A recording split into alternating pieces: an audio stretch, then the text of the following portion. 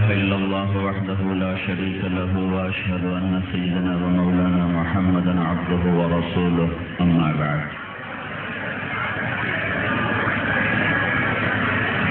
بھائی آپ حضرات چپ ہو جائیں تو کوئی تھوڑی سی بات کر لوں، اگر بھائی خاموش ہو جائیں تو تھوڑی سی بات کر لوں۔ اللہ تعالیٰ نے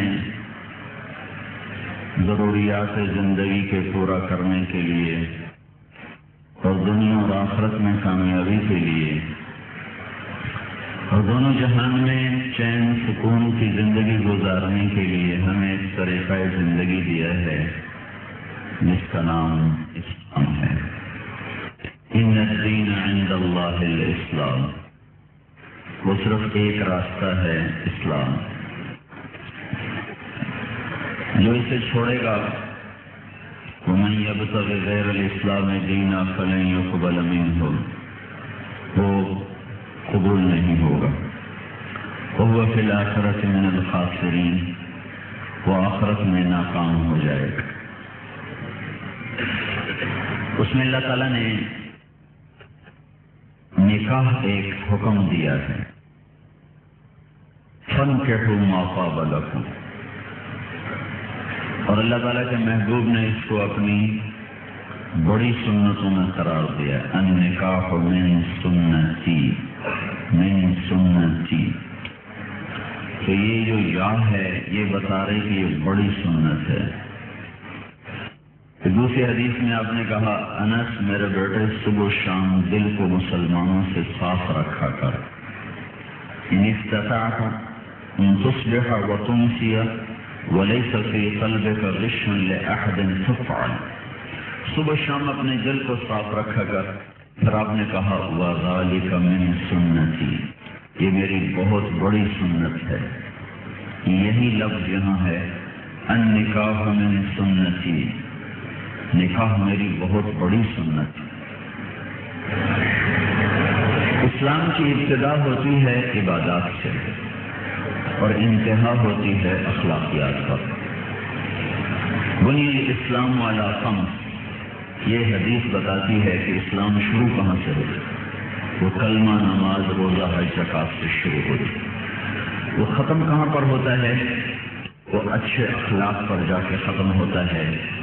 اس کے لیے ایک دوسری حدیث ہے جو بتاتی ہے، بعثت لأتمم مکارم الاخلاق، میں اچھے اخلاق کو مکمل کرنے کے لیے بھیجا گیا ہوں۔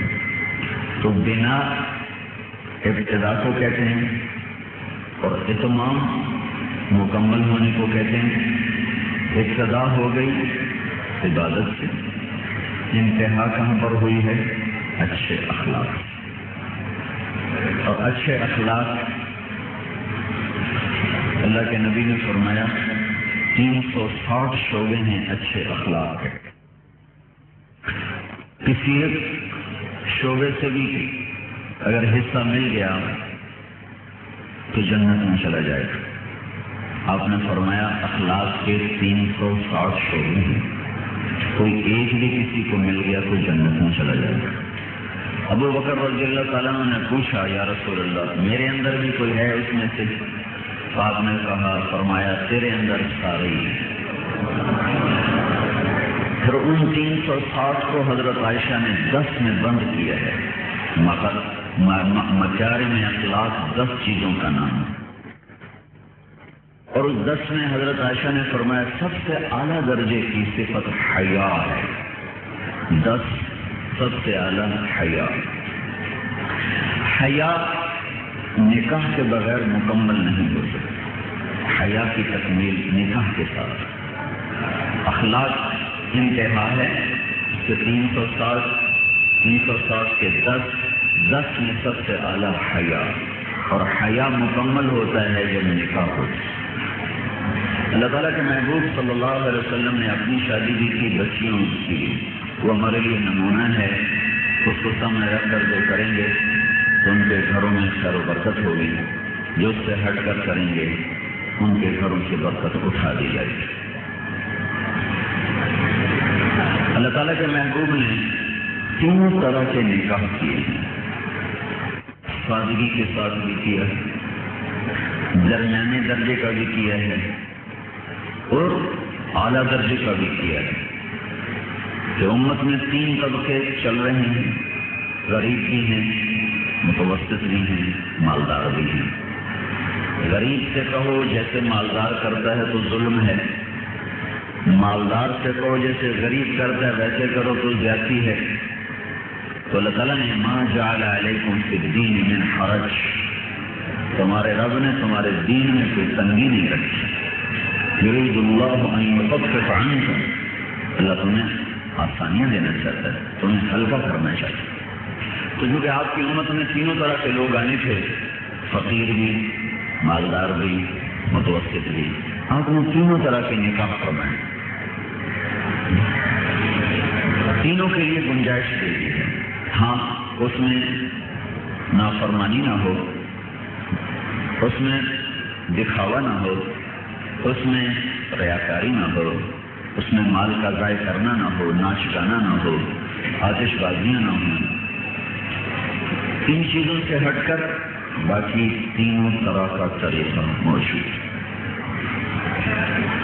حضرت عائشہ رضی اللہ تعالیٰ عنہ سے آپ کا نکاح ہوا تو حضرت عائشہ رضی اللہ تعالیٰ عنہ کو خود آپ کے گھر پہنچایا گیا۔ آپ لینے نہیں گئے نا، جیسے دلہا لینے جاتا ہے۔ حضرت عائشہ رضی اللہ تعالیٰ عنہ کو تیار کیا ماں نے اور اللہ کے نبی کے گھر پہنچا دیا۔ بڑا آسان ہو گیا ہے، تو بچی والوں کو بوجھ ہی کوئی نہیں کہ بھائی مہمان آ رہے ہیں، ان کو روٹی کھلاؤ، ان کو پانی پلاؤ، ان کو چائے پلاؤ، ان پہ ٹینٹ لگاؤ۔ جو اس طرح کرے گا سنت موجود ہے۔ پھر آپ نے ولیمہ کیا، وہ بھی بہت سادہ، دودھ پلایا آنے والوں کو، وہ دودھ بھی حضرت صاحب بن عبادہ نے بھیجا تھا، وہ آپ نے سب کو پلا دیا۔ پھر آپ نے مہر درمیانہ بھی رکھا، عالیشان بھی رکھا۔ ساری بیگمات کا مہر 400 درہم، 400 درہم 15-20 ہزار روپیہ بنتا ہے۔ ام حبیبہ رضی اللہ تعالیٰ عنہ کا مہر 400 دینار، وہ 2-2.5 لاکھ روپیہ بنتا ہے۔ اور حضرت صفیہ رضی اللہ تعالیٰ عنہ کا مہر بالکل، کیا وہ غلام تھی، باندھی تھی، ان کو آزاد کر دیا، وہ آزادی ان کا مہر بنا دیا اور ان سے نکاح کر دیا۔ نقدی کی شکل میں کچھ نہیں، آزادی دے دی، آزادی کے بعد نکاح، آزادی ان کا مہر قرار دے دیا۔ تو مہر بالکل غریب کا بھی رکھ دیا، درمیانہ بھی رکھ دیا، مالدار کا بھی رکھ دیا۔ تینوں نمونے آپ کے سامنے آئے۔ پھر آپ نے حضرت میمونہ رضی اللہ تعالیٰ عنہ کا جو ولیمہ فرمایا، سر باہر نکل کر آپ نے تو کہا کہ میں سارے مکے والوں کو ولیمہ کھلاتا ہوں۔ تو انہوں نے، مکے والوں نے کہا ہم تیری روٹی نہیں کھائیں گے۔ یہ جب آپ عمرہ کرنے گئے تھے اس وقت کی بات ہے۔ تو پھر آپ باہر نکلے، سرف کے مقام پر خیمہ بند ہوئے، وہاں رخصتی ہوئے، ولیمہ ہوا۔ ولیمے میں 1,500 آدمی تھا، وہی جو صلح حدیبیہ میں آئے تھے اور پھر وہ عمرہ نہیں کر سکے تھے، پھر اگلے سال وہ آئے تھے، صرف انہی کو بلایا گیا تھا۔ اس میں جو انتقال کر گئے وہ کر گئے۔ تو یہ تقریباً 1,500 آدمی کا ولیمہ ہوا جو اللہ کے نبی نے خود اس کا انتظام فرمایا۔ درمیانے درجے کا ولیمہ ہے۔ باقی جو بیگمات ہیں ان کا آپ نے متوسط درجہ رکھا، کھانا کھلایا گیا۔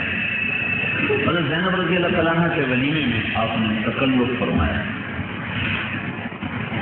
تو آپ خود دلہن لینے بھی گئے ہیں، جیسے خدیجہ رضی اللہ تعالیٰ عنہ، آپ خود تشریف لے گئے، بیگم لے کر آئے۔ عائشہ رضی اللہ تعالیٰ عنہ آپ کے گھر پہنچائی گئی، وہ بھی طریقہ موجود ہے، وہ بھی طریقہ موجود ہے، دونوں موجود ہو گئے۔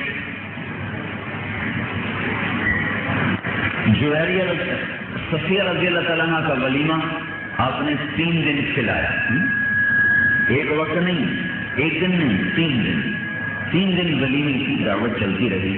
لیکن وہ دعوت بڑی آسان تھی کہ ہر آدمی اپنا کھانا لے کے آ جاتا تھا، ہر آدمی اپنا کھانا لے کر اللہ کے نبی کے دسترخوان پہ آ جاتا تھا تو اس طرح 3 دن یہ کھانا چلتا رہا اور 3 دن یہ ولیمہ ہوتا رہا خیبر سے واپسی پر۔ زینب رضی اللہ تعالیٰ عنہ کی شادی چونکہ بالکل نئے انداز میں ہوئی، وہ دنیا میں نہ کسی کی ہوگی نہ ہو سکتی ہے کہ زینب بنت جہش کا نکاح اللہ نے پڑھایا۔ باقی نکاح ابھی دیکھو زمین پر ہو رہا ہے۔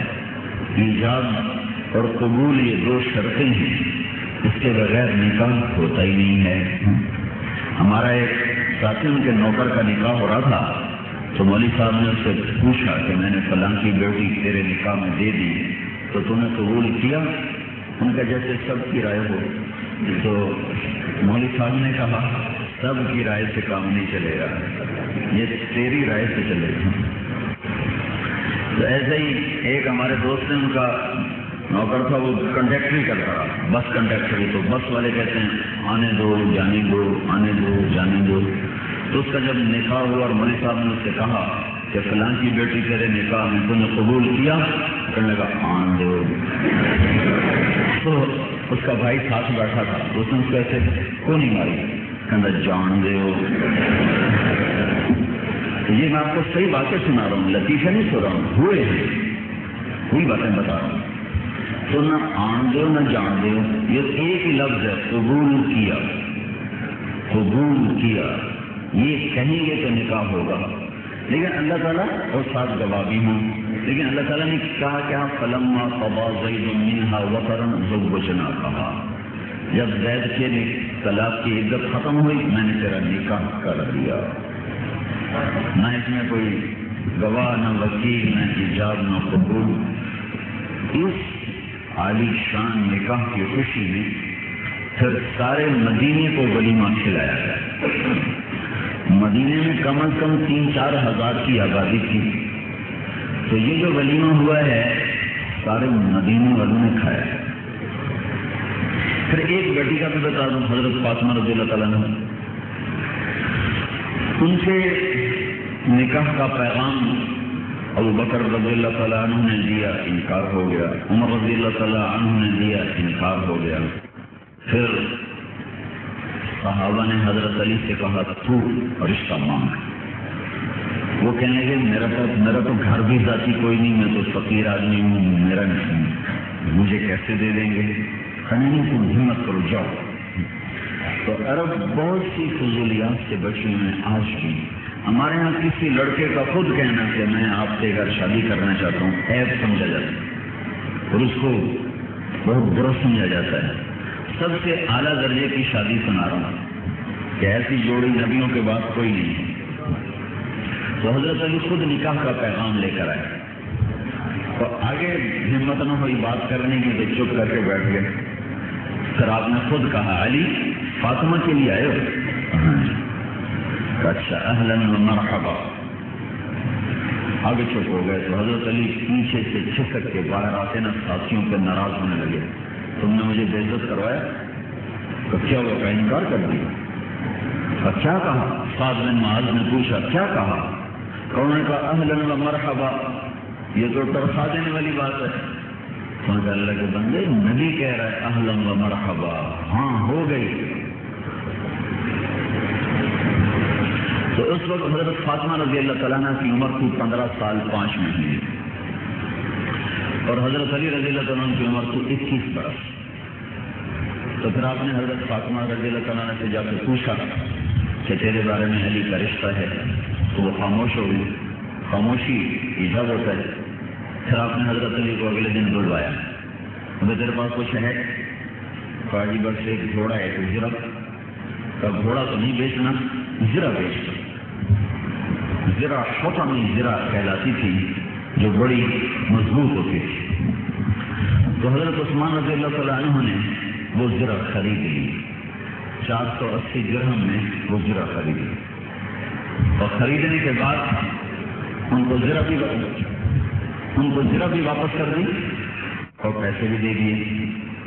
تو حضرت علی نے آ کر حضور سے عرض کی یا رسول اللہ، پیسے بھی مل گئے، زرا بھی مل گئے۔ تو آپ بڑے خوش ہوئے۔ آپ نے حضرت عثمان کے لیے بڑی